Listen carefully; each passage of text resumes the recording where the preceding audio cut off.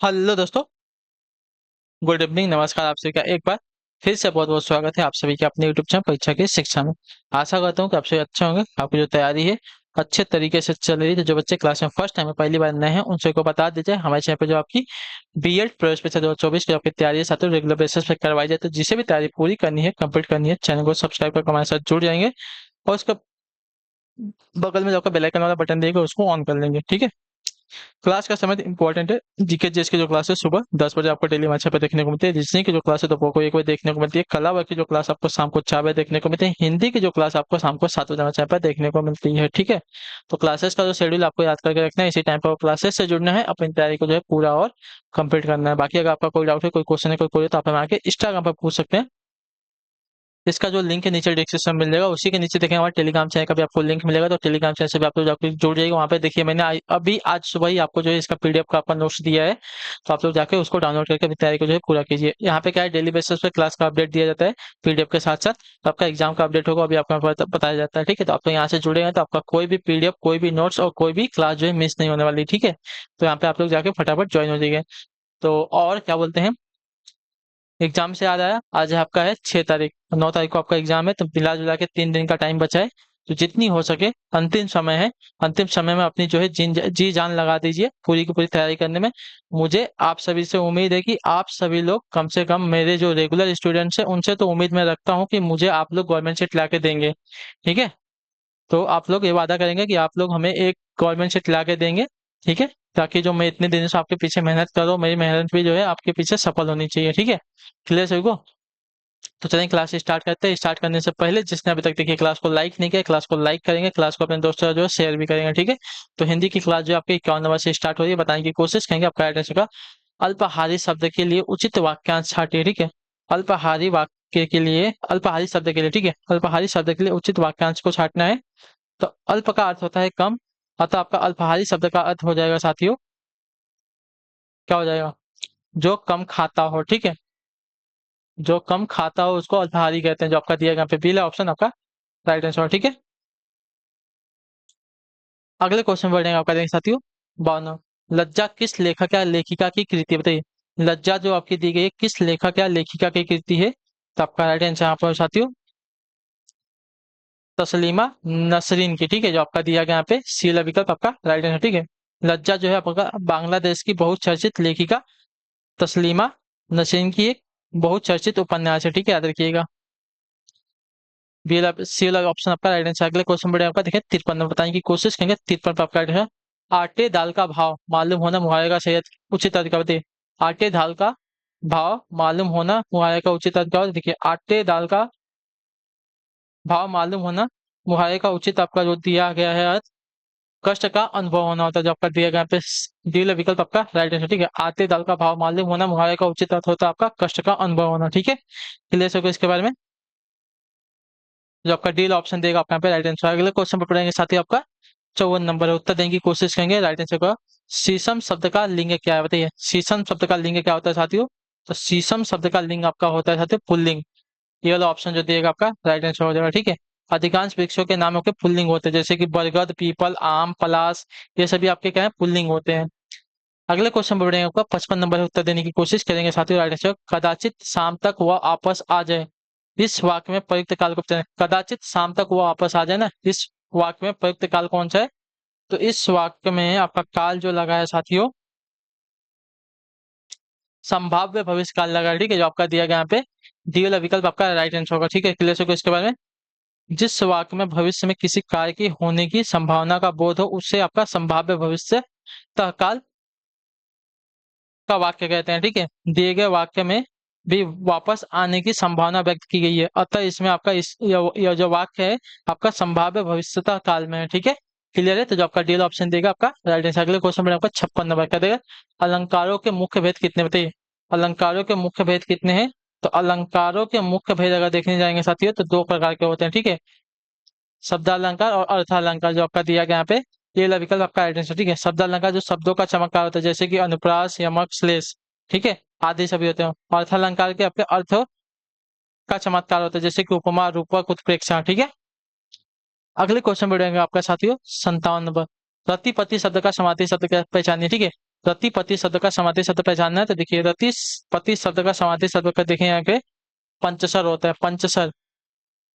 ठीक है, तो डी वाला ऑप्शन जो दिएगा आपको यहाँ पे रति पति का समार्थी शब्द का पंचसर होता है। ये दोनों शब्द आपके कामदेव के प्रवाची हैं। ठीक है, अगला आपका साथियों 58 नंबर। लोग आजीवन टट्टू की तरह जूते रहते हैं। ठीक है, लोग आजीवन टट्टू की तरह जूते रहते हैं। टट्टू शब्द का बहुवचन बताया। ठीक है, तो टट्टू का बहुवचन आपका देखे जाएंगे साथियों, यहाँ पे टट्टुओं होता है, जो आपका ए वाला विकल्प देगा आपका राइट आंसर। ठीक है, लोग आजीवन टट्टू की तरह जूते रहते हैं, तो टट्टू का आपका शब्द बहुवचन आपका हो जाएगा टट्टुओं। क्लियर है यहाँ तक? अगले क्वेश्चन बढ़ेगा 59 नंबर। क्या देगा? जयद्रथ वध किस लेखक या लेखिका की कृति है? जयद्रथ वध जो है किस लेखक या लेखिका की कृति है? तो जयद्रथ वध जो दिया गया यहाँ पे मैथिली शर गुप्त की प्रसिद्ध रचना है। ठीक है, मैथिली शर गुप्त की प्रसिद्ध रचना, तो जो आपका ये विकल्प देगा आपका यहाँ पे राइट आंसर हो जाएगा। ठीक है, जयद्रथ वध जो देगा मैथिली शर गुप्त की प्रसिद्ध रचना है। इनकी रचनाएं और भी हैं, जैसे कि भारत भारती है, पंचवटी है, यशोधरा है, नहुस है। ठीक है, ये सभी इनकी प्रसिद्ध रचना है मैथिली शर गुप्त की। क्लियर है? और उसमें से आपका एक जयद्रथ भी है, जयद्रथ वध। ठीक है, चलिए अगले क्वेश्चन में बढ़िया बात है साथियों, 60 नंबर बताने की कोशिश कीजिएगा। आर्टिस्ट है, याचना शब्द का बहुवचन रूप क्या होता है? बताइए, याचना शब्द का बहुवचन क्या होगा? देखिए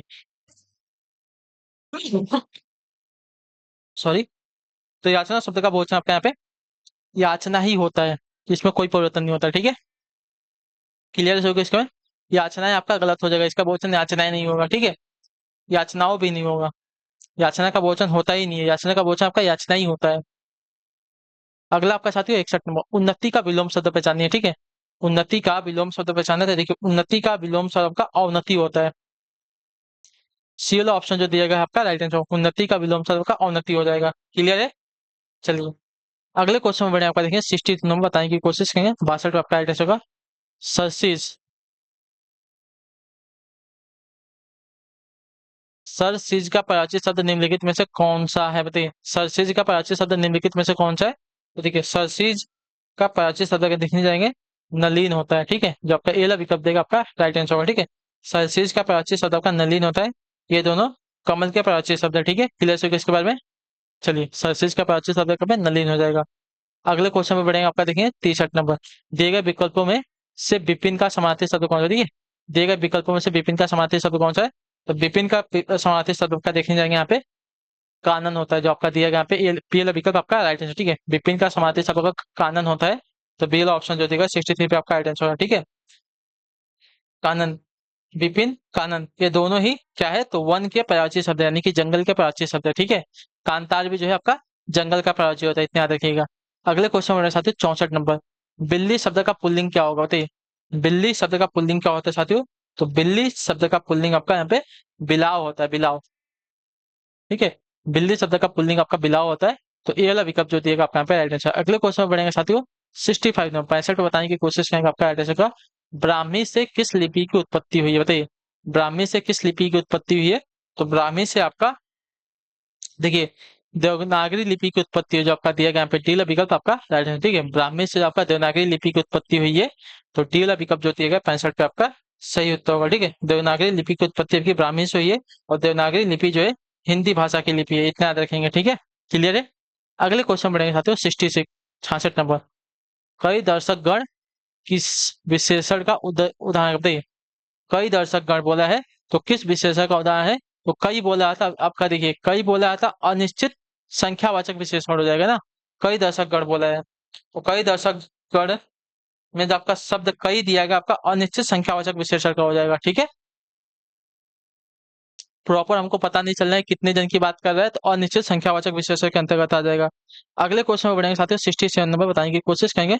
67 पे आपका आंसर का नीचे दिए गए शब्द किस गुणवाचक विशेषण के प्रकार? बताइए, अच्छा है, दानी है, न्यायी है और कृपालु है। तो नीचे दिए गए शब्द आपका किस गुणवाचक विशेषण के प्रकार है ना, तो आपका राइट आंसर यहाँ पे हो जाएगा साथियों अच्छा, दानी, न्यायी और कृपालु। तो देखिए ये आपके साथियों गुणबोधक हो जाएंगे मेरे ख्याल से। ठीक है, गुणवाचक विशेषण के अंतर्गत किन्हीं वस्तुओं के गुणों की विशेषता दर्शाई जाती है, जैसे कि अच्छा, बुरा, दानी, न्यायी, कृपालु, तो आपके गुणबोधक विशेषण हो जाएंगे, इतना देखिए। ठीक है, क्लियर सभी को? तो आपका दिया गया यहाँ पे डी वाला ऑप्शन आपका राइट आंसर होगा। अगले क्वेश्चन बढ़िया आपका साथियों 68 नंबर है।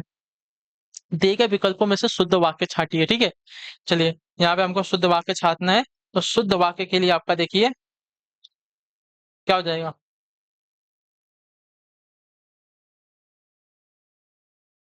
तो भारत में अनेक दर्शनीय स्थल है। ठीक है, पहला वाला वाक्य जो दिएगा आपका यहाँ पे शुद्ध है। भारत में अनेक दर्शनीय स्थल देखने योग्य है। भारत में अनेक दर्शनीय है ना, तो देखने योग्य पहले से हैं, इसमें हमको बताना नहीं कि देखने योग्य है। देखने योग्य है, देखने योग्य, यहाँ पे भी देखने योग्य आएगा ही नहीं। भारत में अनेक दर्शनीय स्थल है। दर्शनीय स्थल है मतलब वो दर्शन लायक ही है, उसको इसलिए तो दर्शनीय बोला गया है। ठीक है, देखने योग्य है इसलिए उन्हें दर्शनीय बोला गया है। समझ में आया आपको? तो देखने योग्य का हमको प्रयोग नहीं करना पड़ेगा यहाँ पे। अगले क्वेश्चन बढ़िया आपका देखें 69 नंबर, 69 नंबर। क्या बोला है? दिए गए विकल्प में से रिजु का विरुद्धार्थी शब्द को बताइए। रिजु, रिजु का विरुद्धार्थी शब्द क्या होगा? तो देखिए, रिजु का विरुद्धार्थी शब्द अगर देखने जाएंगे साथियों, तो आपका हो जाएगा साथियों वक्र। ठीक है, जो आपका सी वाला विकल्प मतलब ये वाला ऑप्शन देगा आपका राइट आंसर। ठीक है, रिजु का अर्थ होता है सीधा या तो सरल, अतः इसका जो विरुद्धार्थी हो जाएगा विलोम हो जाएगा, वक्र हो जाएगा। अगला आपका साथियों 70 नंबर। यह जीवन क्या है? निर्जर है। ठीक है, यह जीवन क्या है? निर्जर है। इस वाक्य में प्रयुक्त अलंकार पहचानना है। ठीक है, यह जीवन क्या है? निर्जर है। इस वाक्य में प्रयुक्त अलंकार क्या लगा है? तो इस वाक्य में आपका अलंकार लगेगा साथियों क्या?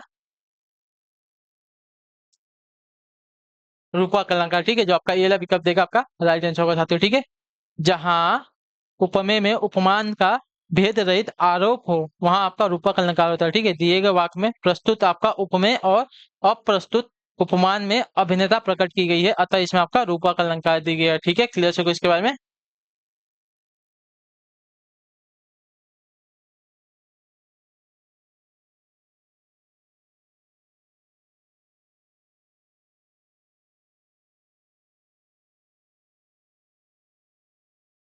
एक मिनट मुझे दे दिए, आप जो क्लास है उसको शेड्यूल कर लेता हूँ, फिर आपसे बात करता हूँ।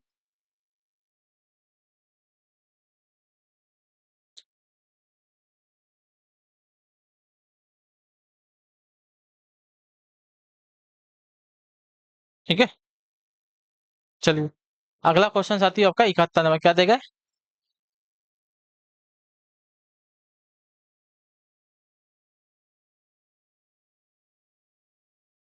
चलिए, ये है आपका 71 नंबर। खटाई में पढ़ना मुहावरे का आशय क्या, बताइए। खटाई में पढ़ना मुहावरे का आशय क्या है? देखिए, खटाई में पढ़ना मुहावरे का आशय आपका हो जाएगा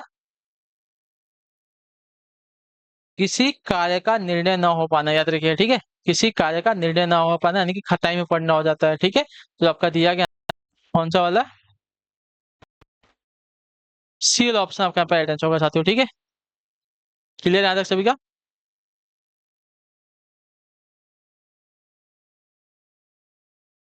क्लियर यहाँ पे? खटाई में पढ़ना मुहावरे का आशय होता है किसी कार्य का निर्णय न हो पाना। ठीक है, क्लियर से इसके बारे में। चलिए, अर्थात किसी कार्य की प्रगति के दौरान मुख्य वस्तु न हो पाने के कारण बीच में ही रुक जाना और आगे की ओर कार्रवाई का निर्णय न हो पाना। अगले क्वेश्चन पर बढ़ेंगे आपका 72 नंबर। क्या देगा? निम्नलिखित में से कौन सा जोड़ा सही नहीं है? ठीक है, निम्नलिखित में से कौन सा जोड़ा आपका सही नहीं है? तो बेटी का बेटियां देगा, श्रोता का श्रोतागण दिएगा बहुवचन, वधु का वधुए बहुगण क्या कहते हैं बहुवचन। तो डिबिया का डिबिये नहीं होगा, डिबिया होगा यहाँ, इसके लास्ट में आपका यहाँ लगेगा। ठीक है, अगला प्रश्न आपका 73 नंबर है। क्या देगा? बकरी शब्द का पुल्लिंग क्या होगा? तो बकरी का पुल्लिंग आपको पता होना चाहिए, बकरा होता है। डी वाला विकल्प आपका राइट आंसर होगा। ठीक है, क्लियर है? अगला आपका साथ है 74 नंबर। कन्नौजी हिंदी की किस उपभाषा की बोली थी? कन्नौजी जो हिंदी की किस उपभाषा की बोली है?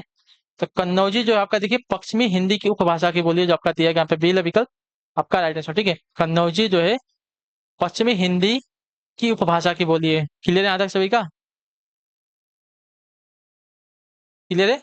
पश्चिमी हिंदी की 5 बोलियां है, खड़ी बोली, ब्रज, बुंडेली, कन्नौजी और हरियाणवी। इतना याद रखिएगा। ठीक है, चलिए अगले क्वेश्चन बढ़े आपका 75 नंबर।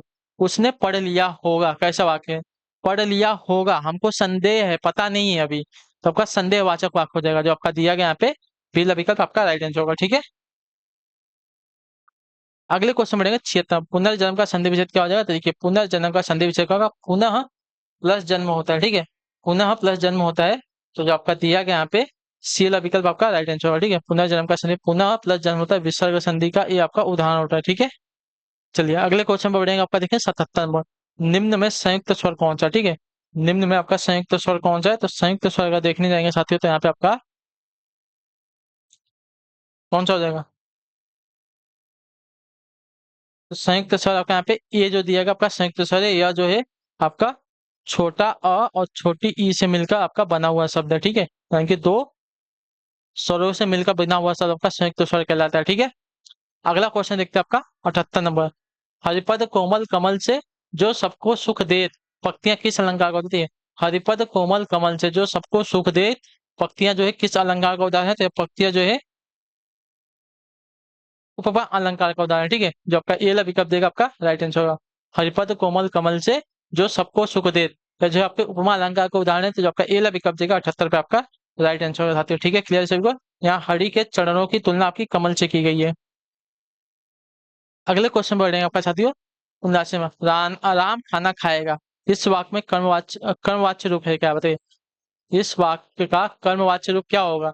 राम खाना खाएगा तो कर्मवाच्य ना, तो राम ने एक बार राम खाना खाता है क्या होगा, तो राम खाना खाएगा वाक्य का कर्म रूप क्या होगा, राम से खाना खाया जाएगा। ठीक है, राम से खाना खाना जाएगा। ठीक है, राम खाना खाएगा इस वाक्य का कर्मवाच्य रूप आपका हो जाएगा राम से खाना खाया जाएगा। ठीक है, चलिए अगला आपका देखें साथियों 80 नंबर, मेरा आज खाने का मन नहीं है, अशुद्ध अंश स्पष्ट कीजिए इसमें से। ठीक है, मेरा आज खाने का मन नहीं है, अशुद्ध अंश इसका स्पष्ट कीजिए। तो अशुद्ध अंश अगर देखने जाएंगे साथियों तो वाक्य में आपका अशुद्ध अंश हो जाएगा मन नहीं है। ठीक है, मन नहीं है। अच्छा, एक मिनट, मेरा आज खाना खाने का मन नहीं होती बोला है ना, तो मन नहीं होती आपका इसमें जो आपका दिया गया त्रुटि है। ठीक है, क्लियर से इसके बारे में, मेरा आज खाने खाने का मन नहीं है होगा, नहीं होती है नहीं होगा। ठीक है, अगला क्वेश्चन देखते हैं आपका 81 नंबर है। चलिए क्या देगा, जिसे क्षमा न किया जा सके इसके लिए एक शब्द है, निम्न में से कौन सा है बताइए। जिसे क्षमा न किया जा सकता है इसके वाक्यांश के लिए एक शब्द क्या है, उसको अक्षम्य कहते हैं। ठीक है, अक्षम्य तो जो आपका दिया गया यहाँ पे डी विकल्प आपका ऐड है, जिसे क्षमा न किया जा सके वाक्यांश के लिए एक शब्द आपका अक्षम्य हो जाएगा। अगला आपका है 82 नंबर 72 नंबर 82 नंबर, हाहाकार हुआ कृदंतमय कठिन वज्र होते थे चूर। ठीक है, हाहाकार हुआ कृदंतमय कठिन वज्र होते थे चूर, पक्ति में रस कौन सा है, तो यहाँ पे आपका साथियों देखिए भयानक रस है जो आपका दिया गया यहाँ पे डी विकल्प 82 पे आपका राइट आंसर होगा। ठीक है, क्लियर होगा इसके बारे में। चलिए अगला क्वेश्चन देखते हैं आपका 83 नंबर, अनुस्वर का चिन्ह क्या बताइए। अनुस्वर का चिन्ह क्या है, तो अनुस्वर का चिन्ह आपका जो दिया गया है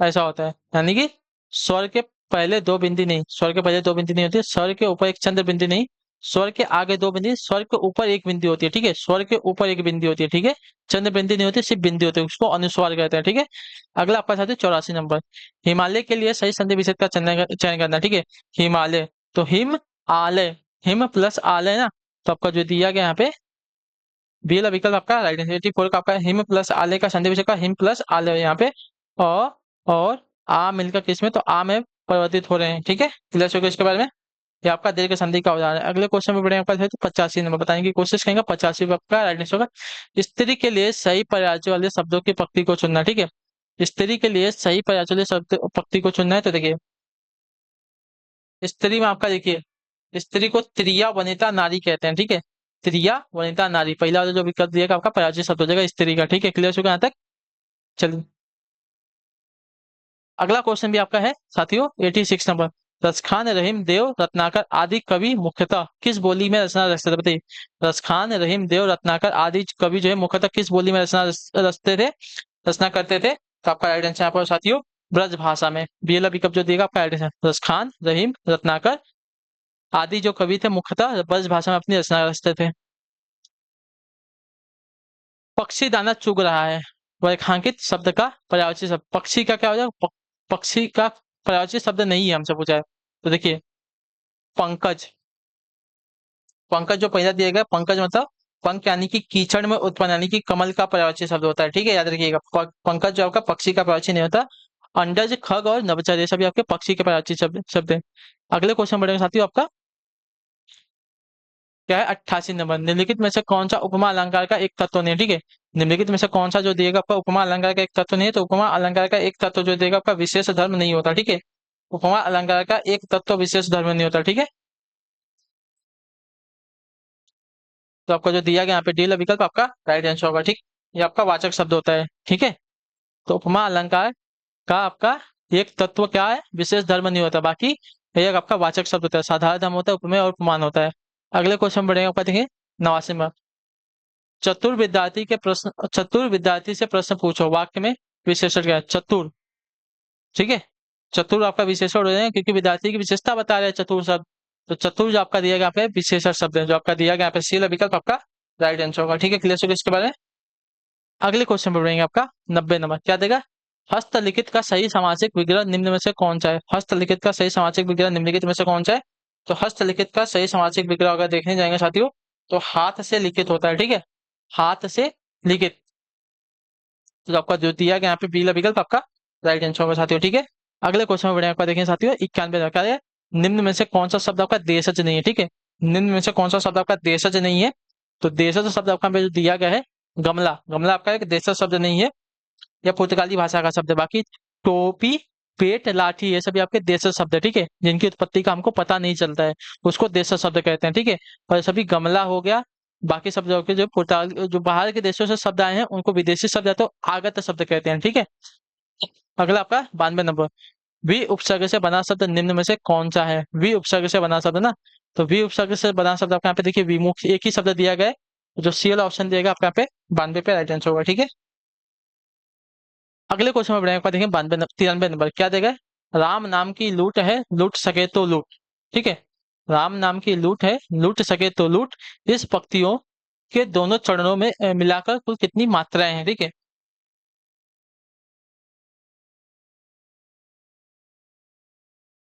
देखिए राम नाम की लूट है। ठीक है, राम नाम की लूट है, इसमें आपकी 13 मात्राएं हैं। और लूट सके तो रू, इसमें आपकी 11 मात्राएं हैं। तो दोनों मिला के आपकी कितनी हो गई? 24 मात्राएं हो गई, जो आपका दिया गया यहाँ पे ए वाला विकल्प आपका राइट आंसर। ठीक है, राम नाम की लूट है, इसमें आपकी कुल 13 मात्राएं हैं। लूट सके तो लू, इसमें आपकी कुल 11 मात्राएं हैं। तो यहाँ पे आपका हो जाएगा साथियों कुल मिला के 24 मात्राएं। ठीक है, चलिए। और यह पंक्ति दोहा छंद का उदाहरण है। ठीक है, जिसके सम चरणों में आपकी 13 और विषम चरणों में आपकी 11 मात्रा होती है। ठीक है, क्या दिया गया है? 94 में। हिंदी में शब्दों के बाद जोड़ने वाले शब्दांश को क्या कहते हैं? तो देखिए, हिंदी में शब्दों के बाद जोड़ने वाले शब्दांशों को आपका क्या कहते हैं? सर्वनाम, परसर्ग, संज्ञा, विशेषण। तो हिंदी में शब्दों के बाद जोड़ने वाले शब्दांशों को आपका परसर्ग कहा जाता है। ठीक है, तो आपका भी विकल्प देखा आपका पैड है, विभक्ति भी होती है। ठीक है, जैसे राम ने, राम को, राम से, राम के लिए, राम से अलग, राम का, की, के, राम पर, ये सभी आपके क्या है? परसर्ग यानी कि विभक्ति है। ठीक है, अगला आपका साथी 95। क्रोधि रूप अग्नि, क्रोधाग्नि, यह कौन सा समास? बताइए, क्रोधि रूप अग्नि, क्रोधाग्नि, यह कौन सा समास है? तो आपका साथियों कर्मधारय समास है। ठीक है, जो आपका ये विकल्प देगा आपका राइट आंसर। क्रोधि रूप अग्नि यानी कि क्रोधाग्नि, यह जो है आपका कर्मधारय समास का उदाहरण है। अगले क्वेश्चन पर आपका देखते हैं 96 नंबर। क्या देगा? उत्थान का निम्न में से सही विलोम क्या? बताइए, उत्थान का सही विलोम शब्द क्या है? तो उत्थान का सही विलोम आपका यहाँ पे पतन होता है। ठीक है, उत्थान का सही विलोम आपका यहाँ पे पतन हो जाएगा। क्लियर सभी को? चलिए अगले क्वेश्चन में बढ़ेंगे आपका देख साथियों। गोधुम शब्द कैसा है? बताइए, गोधुम शब्द कैसा है? तो गोधुम शब्द आपका एक तत्सम शब्द है। ठीक है, इतना याद रखिए। ठीक है, गोधुम आपका एक तत्सम शब्द है, जिसका तद्भव जो होता है साथियों गेहूं होता है। ठीक है, याद रखिएगा, गेहूं। अगला आपका साथी 98 नंबर। क्या देगा? निम्न में कौन सा शब्द आपका तत्सम है? ठीक है, आलस्य है, आम है, आग है, आसरा है। जहाँ पे आलस्य जो दिया गया आपका एक तत्सम शब्द है। ठीक है, क्लियर हो गया इसके बारे में। बाकी आम, आग, आसरा आपके तद्भव शब्द है। ठीक है, अगला आपका 99 नंबर है। चलिए बताइए इसका आइडेंटिटी क्या हो जाए? निम्नलिखित वाक्यों में से पूर्व वर्तमान काल को स्पष्ट कीजिए। ठीक है, पूर्व वर्तमान काल को हमको स्पष्ट करना है, मतलब जिस वाक्य में कार्य पूरा हो चुका हो वर्तमान काल में। ठीक है, अब हमारे पढ़ने का समय हो गया है, वह घूमने जा रही है, वह पढ़ रहा था, मैं बाहर जाऊंगी, जाऊंगी भविष्य काल, रहा था, भूतकाल। अब आपका 2 वाक्य बचा है, ठीक है? अब इसमें से बताइए कौन सा आपका वाक्य भूतकाल में है? तो अब हमारे पढ़ने का समय हो गया, वाक्य जो है क्या है? पूर्व वर्तमान काल में है, ठीक है? जो आपका ए ला विकल्प देगा आपका राइट आंसर होगा, ठीक है? जहाँ कार्य की पूर्व सिद्धि हो गई हो वहां आपका पूर्व वर्तमान काल होता है, ठीक है? घूमने जा रही है मतलब कार्य भी जो है कंटिन्यूअस में, यानी कि जो है अपूर्व वर्तमान काल में आएगा, ठीक है? अगला आपका 100 नंबर, ठीक है? चलिए बताइए इसका राइट आंसर क्या हो जाएगा?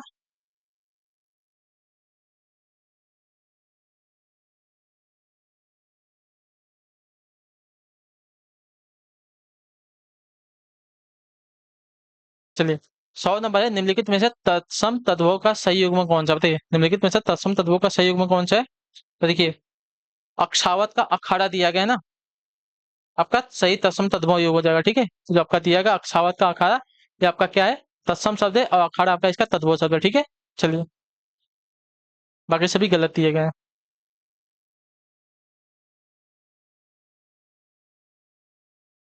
तो इसी के साथ जो आपकी क्लास है आज की यहीं पे क्या होता है, कंप्लीट होती है। आई होप कि अब जो क्लास है अच्छी लगी, अच्छी क्लास को लाइक कर देगा, चैनल पे पहले तो चैनल को सब्सक्राइब कर दीजिएगा, और हमें जो है कमेंट अपनी राय क्लास के बारे में जो है आपको क्लास कैसी लगी साथियों, ठीक है?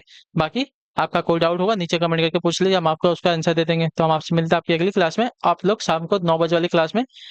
आज देखूंगा रिस्पॉन्स अगर अच्छा नहीं रहेगा तो कल से वाली क्लास आपकी बंद हो जाएगी, पहले बोल रहा हूँ, ठीक है? टीचिंग एप्टीट्यूड की जो क्लास मैंने स्टार्ट की है, अगर उस पर आपका रिस्पॉन्स अच्छा नहीं आएगा तो मैं वाली क्लास में बंद भी कर सकता हूँ, ठीक है? मैं एक्स्ट्रा टाइम निकाल के आपके लिए वो क्लासेस लेके आ रहा हूँ, लेकिन आपका कोई अगर रिस्पॉन्स नहीं आया तो मेरे लिए भी कोई फायदे वाली चीज़ नहीं हो। चलिए, तो हम आपसे मिलते हैं उस वाली क्लास में, रात को 9 बजे आप लोग पहुंच जाइएगा, ठीक है? तो तब तक के लिए टाटा बाय बाय, जय हिंद, जय भारत। आपसे क्लास से जुड़ने के लिए बहुत बहुत ही धन्यवाद साथियों।